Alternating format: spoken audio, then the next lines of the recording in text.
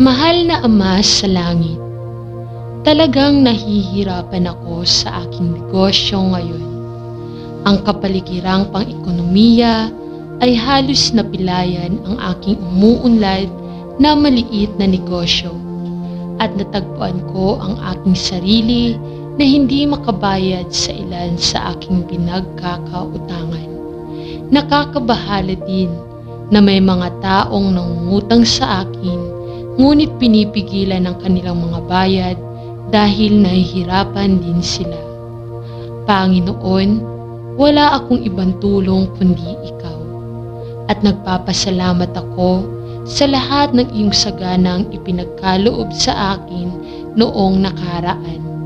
Lumapit sa iyo ngayon at idinadalangin na sa iyong biyaya ay magdala ka ng financial breakthrough sa aking nahihirapang negosyo upang hindi ako mabaon sa utang habang nababayaran pa ang aking mga bayarin. Matugunan ang mga pagbabayad na ako mismo ang dapat gumawa.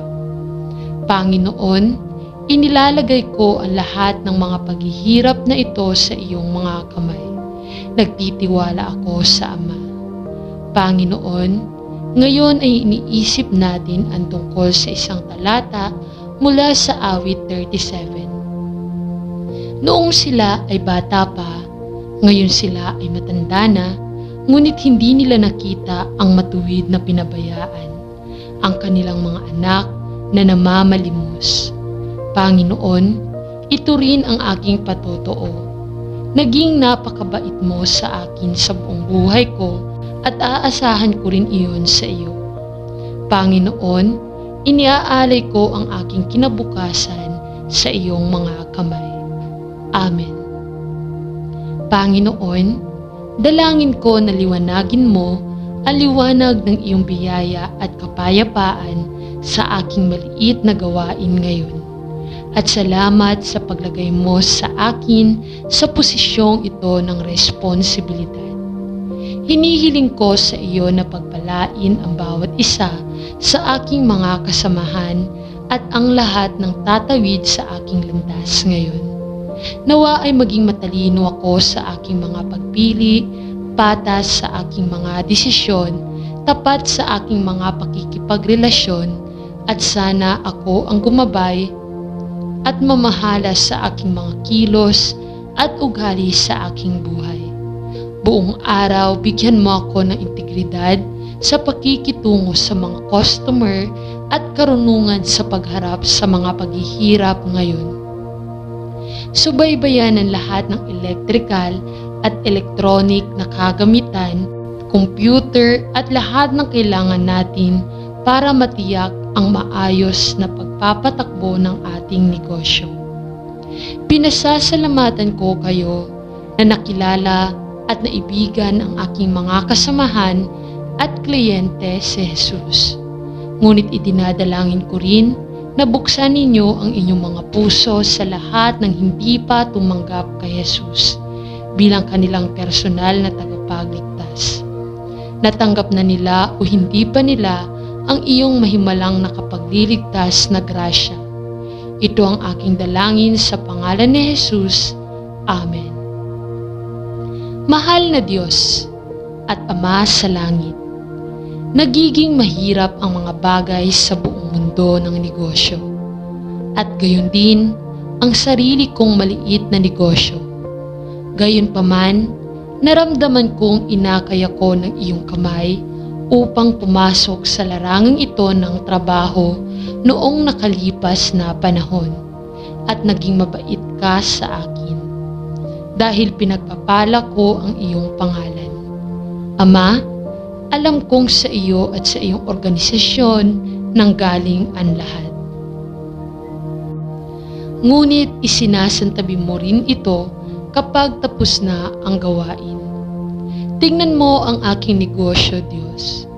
Diyos ko, ito ay isang bigong negosyo dahil ang mga bagay ay naging mahirap. At may mga pagkakataon na iniisip ko kung dapat ko bang ganap na isara ang negosyong ito o subukang ipagpatuloy ito. Kaya Panginoon, dinadala ko sa iyo ang pasanin na ito. sapagkat tinawag mo ang lahat ng nabibigatan ng mabibigat sa pasanin upang ibigay sa iyo ang kanilang mga pasanin at nangako kang papasanin ang lahat ng ito. Purihin ang iyong pangalan.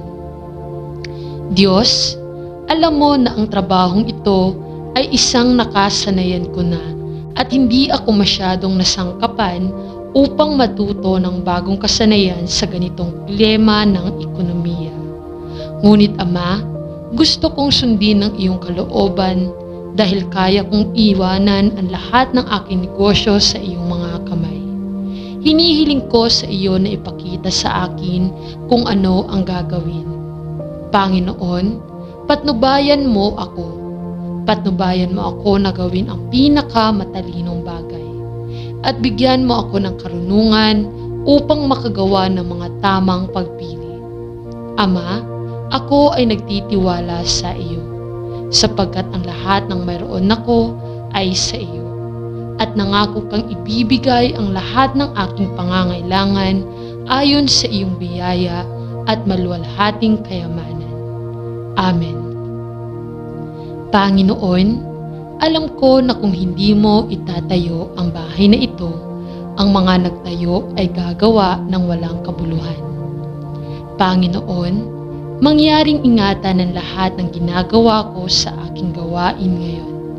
At ipinagdarasal ko ang lahat ng taong maaantig ng aking buhay ngayon sa pamamagitan ng gawaing inilagay mo sa akin. Maaari akong maging isang karapat-dapat na manggagawa na ikaw ang aking sales manager at siyang nangangasiwa sa lahat ng aking mga aktibidad at transaksyon. Bigyan mo ako ng karunungan ngayon sa anumang desisyon na maaaring kailangan kong gawin. Dalangin ko na maisagawa ko ang katapatan at integridad sa lahat ng aking pakikitungo. Maging ito man ay ang aking pakikitungo sa mga tao o ang aking pakikitungo sa mga usapin sa pananalapi at sa mga material na bahagi ng mga bagay at aking trabaho. Panginoon, alam ko na kung wala ka ay wala akong magagawa. Ngunit nangako ka rin na magagawa ko ang lahat ng bagay sa pamamagitan ng isa na nagpapalakas sa akin. Kaya Diyos, umaasa ako na pagpapalain mo ang aking negosyo ayon sa iyong nakikitang angkop. Dalangin ko sa Diyos na umunlad ang aking negosyo sa iyong pamumuno. Dalangin ko na sa lahat ng bagay ay pangunahan at pangunahan mo ang aking paglalakbay sa pagninegosyo. Naway bigyan ka ng karangalan sa aking mga pakikitungo sa negosyo. Dalangin ko ito sa pangalan ni Jesus. Amen. Panginoon, wala pa akong nasaksihan na mas mahalagang sandali sa aking karera sa negosyo kaysa sa nasaksihan ko nitong mga nakaraang buwan. Tila parami ng parami ang mga taong nahihirapan sa pananalapi at ang mga maliliit na negosyo ay nahahanap ang kanilang mga sarili sa isang posisyon kung saan ay pinto ay humahantong sa isang matagal ng negosyo ng pamilya na nakita ang mga henerasyon na dumarating at umalis araw-araw. Panginoon, bagamat napupuno ng kalungkutan ang aking puso, habang nakikita ko ang napakaraming tao sa napakahirap na sitwasyong ito, anuman ang dahilan ng kabiguan na ito sa ekonomiya, nagtitiwala ko sa iyo at sa isa lamang sa kanya lamang. Ang mga salita ay nabigo sa akin, Ama. Ngunit ito ay isang pagpapala na makapagdadasal sa pamamagitan ng Habakuk na panalangin na iniharap sa iyo ng propeta ilang siglo na ang nakalilipas. Ngunit ang mga salitang ito ay tila napakalaga sa mga paghihirap na kinakaharap ng maraming tao ngayon. Ang puso ko ay tumitibok at ang aking mga labi ay nanginginig. Ang kabulukan ay bumabalot sa aking mga buto at ang aking mga binti ay nanginginig sa mga nangyayari. Gayunpaman, matiyagang maghihintay ako sa Panginoon. kahit na ang puno ng igos ay hindi umusbong at walang mga pagkain, at walang mga ubas sa mga baging, sa kabila ng mahinang ani ng olibo, at ang mga bukid ay walang pagkain, walang tupa sa padak, at walang baka sa kamali. Gayunpaman magagalak ako, Panginoon, magagalak ako sa aking tagapagligtas. Ang soberanong Panginoon ang aking lakas. Purihin ang iyong banal na pangalan. Amen. Idinadalangin ko po ito sa pangalan ni Jesus na aming Diyos at tagapagligtas. Amen. Sa ngalan ng Ama, ng Anak, at ng Espiritu Santo. Amen.